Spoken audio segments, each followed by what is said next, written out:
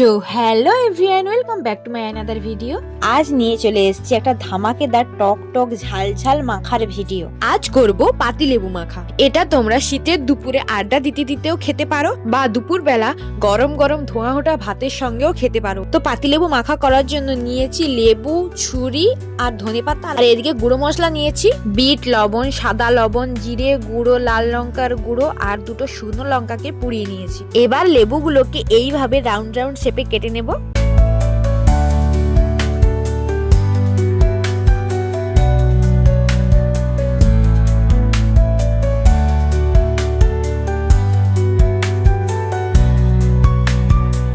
ব্যাস, কাটা কমপ্লিট। এবার এইগুলোকে একটা বোলের মধ্যে দিয়ে দেব।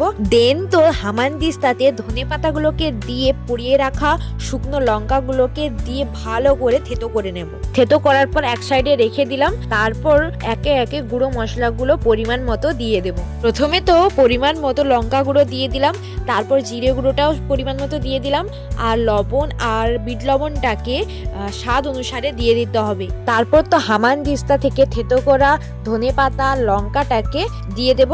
ব্যাস, তারপর একটা চামচ দিয়ে ভালোভাবে মেখে নিতে হবে। আর একটা চামচ দিয়ে না হলে দুটো চামচও ইউজ করতে পারো আমার মতো। ভালোভাবে মেখে নেব। ভালোভাবে মেখে নিলেই রেডি টক ঝাল পাতিলেবু মাখা। তো চলো টেস্ট করানো যাক। আজ টেস্ট করাবো আমার জেঠি শাশুড়িকে। তো খেয়ে বলুক কেমন হয়েছে। জেঠিমা, টেস্ট করে বলো কেমন হয়েছে।